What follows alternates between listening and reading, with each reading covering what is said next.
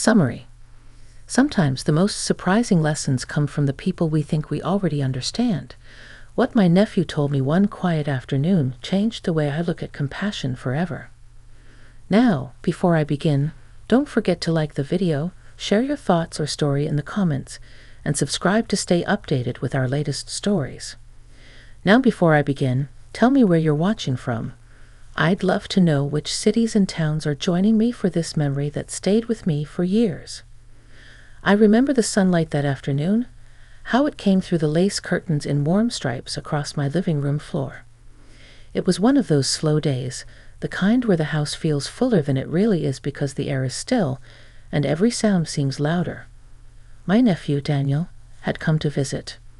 He's in his late 20s now, tall in that gentle, self-conscious way young men sometimes carry themselves, and though I'd always loved him, I hadn't really known him. Not beyond the polite smiles and holiday greetings that filled our family gatherings. He stood by the window, pretending to admire the street, but I could tell something was weighing on him. I'd invited him over because my sister mentioned he'd been quieter than usual lately. She worried, and I suppose I did too. Age has a way of giving you a sense for heaviness in others, even when they try to hide it. I asked him if he wanted tea. He said yes, even though he never drank tea, and that alone told me he was trying to keep himself steady. I set the cups down between us, steam curling upward, and I waited. The waiting was important. I'd learned over the years that sometimes compassion begins by holding still long enough for another person's truth to find its way out.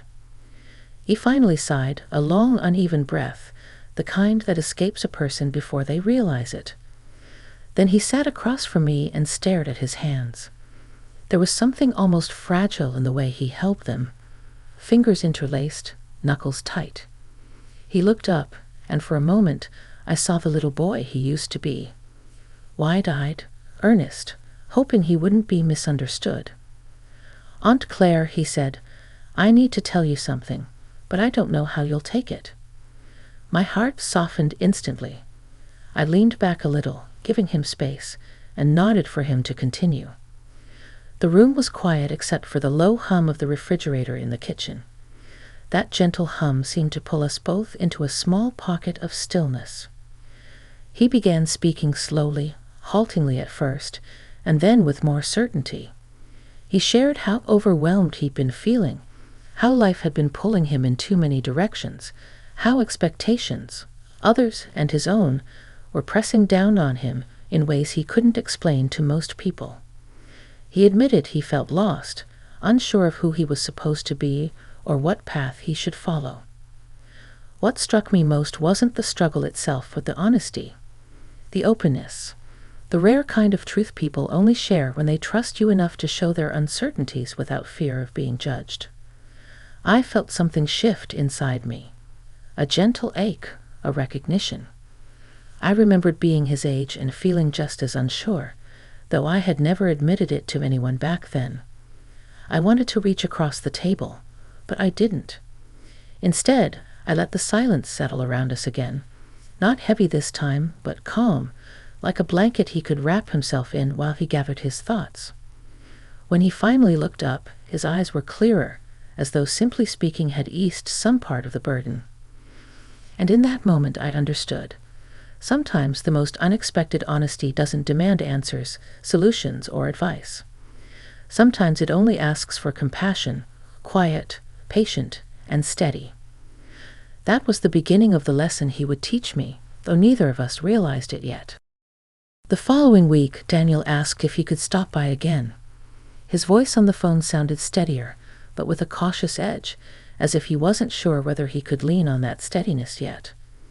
I told him of course he could come. I think I even said it too quickly, revealing how relieved I was that he trusted me enough to return. The day was overcast this time, the kind of soft gray sky that seems to quiet the entire neighborhood. When he walked in, he looked more relaxed than he had before, though still with that thoughtful tension around his eyes. He carried a small paper bag from a bakery down the street, a peace offering, he said with a shy smile, though I wasn't sure what he thought he needed peace for. We sat at the kitchen table rather than the living room. I'd always preferred the kitchen when I wanted real conversations. Something about the warmth of the stove and the familiar smell of old wooden cabinets had a way of helping people loosen the knots in their thoughts. He handed me a cinnamon roll, the glaze already melting a little, and for a moment we just ate quietly, listening to the soft patter of drizzle against the window. The calmness of the morning made what he said next all the more surprising. "Aunt Claire," he began, "I've been thinking about what I told you last week. And I realized something.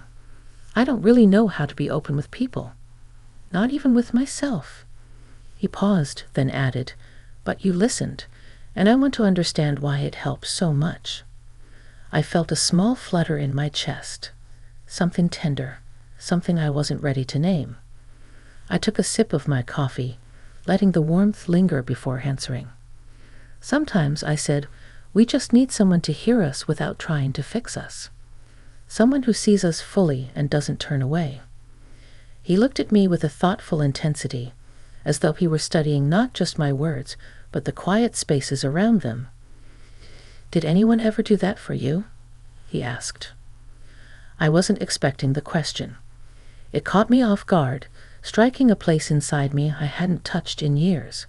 I opened my mouth to answer, but the truth, the real truth, stalled on my tongue. The room felt suddenly still, like the air was waiting to. I finally admitted, "Not really. Not until much later in my life." My voice sounded softer than I intended. "Back then, I thought my job was to always be strong, to show everyone I had things under control." Daniel nodded slowly. "That sounds lonely." The word hung there, lonely, and I felt it like a quiet echo in the center of my chest.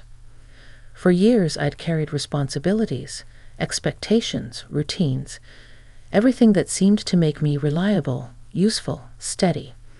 But somewhere along the line, I had stopped letting people see the parts of me that struggled. "I guess it was," I said. He leaned back in his chair, absorbing my answer with that earnestness he had shown since he was a child. There was no pity in his expression, only understanding. And something else, a gentle respect that surprised me. What I didn't expect was what he said next. "Maybe that's why I came to you," he said. "You know what it feels like, even if you don't show it."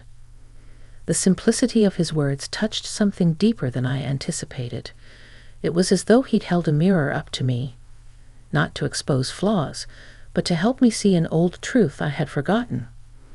The rain outside softened to a mist, and for a long moment neither of us spoke. We just sat together, two people realizing that honesty, unexpected honesty, wasn't something to fear. It was a bridge, one that connected us not through weakness but through shared humanity. I didn't know it yet, but this was the moment the story truly began to turn. The moment he taught me that compassion runs in both directions, and that sometimes the person offering comfort is the one who needs it most.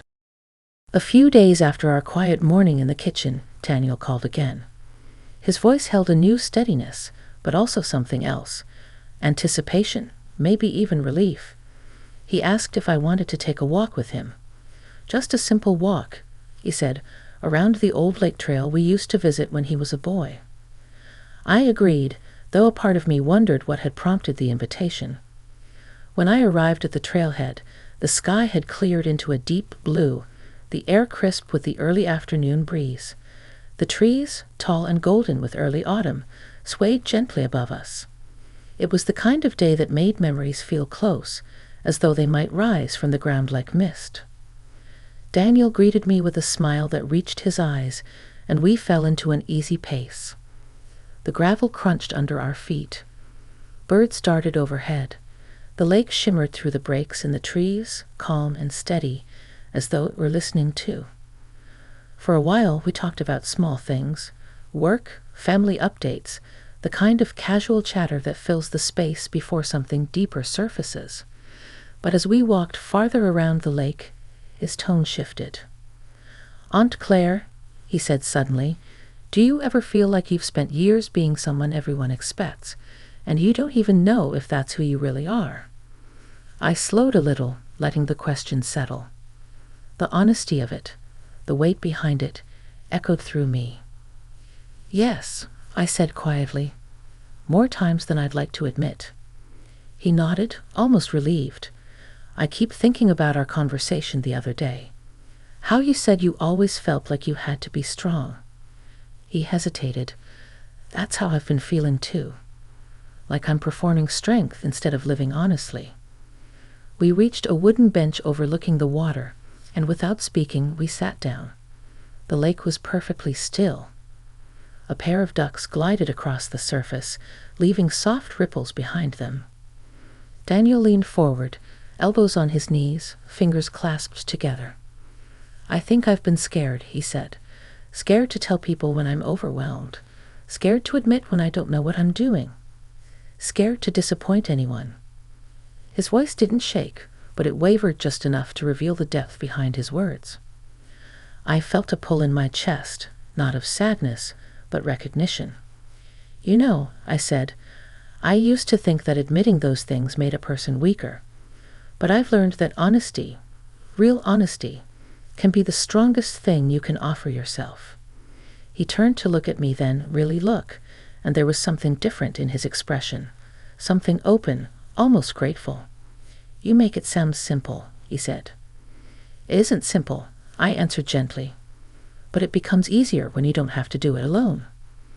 A long silence stretched between us, not uncomfortable, but meaningful. The wind brushed through the reeds at the water's edge, carrying with it the faint scent of pine. I felt the years between us, the adult he had become, the woman I now was, settle into a new kind of understanding. Then he said something I'll never forget. You've always been the person I felt safest with, he said softly. I just didn't know how to say it before. The words warmed me in a way I hadn't expected. Not flattery, not nostalgia, something deeper. A quiet affirmation that the connection we were building was mutual, intentional, and real. I placed my hand lightly over his, not to fix anything, not to lead him anywhere, but simply to let him know I was there. He didn't pull away. His hand relaxed beneath mine. We sat like that for a long moment, watching the ripples on the lake, letting the world soften around us. What neither of us understood yet was that this moment, this gentle, steady honesty, was preparing us both for the most meaningful conversation still to come. A week passed quietly after our walk. I carried that moment on the bench with me like a warm stone in my pocket, something small but steady enough to hold on to when the days felt rushed. I wondered whether Daniel felt the same way, whether the honesty we'd shared had lightened any part of the heaviness he'd been carrying. One late afternoon, just as I was closing the curtains for the evening, I heard a car door outside. A moment later, there was a gentle knock. When I opened the door, Daniel stood there with an expression I recognized instantly, nervous determination. The kind you get when you've decided it's finally time to say something that's been sitting inside you for years. "Do you have a minute?" he asked. I stepped aside to let him in. He walked to the living room, pausing near the bookshelf, his fingers brushing lightly across the spines. It was something he did when he needed a moment to gather himself. I waited, giving him that space again, the silent permission to take his time. "I've been thinking," he said finally, turning toward me, "about everything we talked about, and I realized something I should have said a long time ago." He came to sit across from me, his posture careful, but not closed off. The room felt calm, softened by the late glow of the table lamp. "You know," he continued, "people always talk about compassion like it's this big, loud thing, like it's found in grand gestures." He paused, searching for the right words. "But what you gave me that first afternoon wasn't loud. It was quiet and steady, and it made me realize how much I've been missing that in my life." I felt my breath catch, not from shock, but from the sudden clarity of what he was trying to say. He leaned forward slightly. "I've been carrying so much because I didn't want to burden anyone. But you showed me that compassion isn't a burden. It's a kindness, and it's something I want to learn how to give too.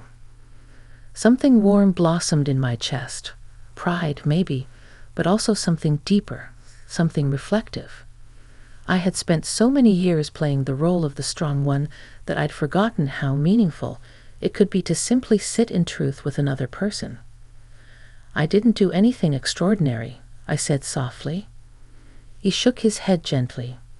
"You did exactly what I needed, and that's what matters." For a moment, neither of us spoke. The quiet between us was no longer the hesitant silence of unspoken worries. It was the calm after a long storm, the kind of quiet that lets you finally breathe. Then he said something that settled into my heart in a way I hadn't expected. "You taught me compassion by showing me yours," he said. "But I want you to know something too. You don't always have to be the strong one. You don't have to carry things alone either." His words reached me deeper than I anticipated. I felt the truth of them, not as advice, but as a reminder I hadn't known I needed. I'd spent decades being the listener, the steady presence, the person others leaned on. It had become second nature. But when he looked at me with that steady, respectful sincerity, I realized something important. Compassion is not a one-direction gift. It's a shared experience, a quiet exchange that grows when both hearts are willing to open. I let out a slow breath I didn't know I'd been holding. "Thank you, Daniel," I said. "Maybe that's a lesson I needed too." We talked for a long time after that, about life, fear, resilience, and the unexpected ways people can help each other heal without even realizing it. The living room grew dim, the daylight fading into a soft twilight, but neither of us felt the need to turn on another lamp. The shadows felt gentle, almost comforting. When he finally stood to go, he gave me a warm, steady look that needed no explaining. A silent promise of mutual understanding, mutual respect, mutual compassion. As I closed the door behind him, I leaned back for a moment, letting the quiet house settle around me. I felt lighter. Not because anything dramatic had happened, but because honesty, his and mine, had made space for something new to grow. The unexpected honesty of my nephew didn't just teach me compassion. It reminded me that compassion lives not in strength, but in openness, in shared truth, in the quiet bravery of letting ourselves be seen. And that lesson, once learned, stays with you for years. If this story touched your heart, don't forget to give us like and subscribe.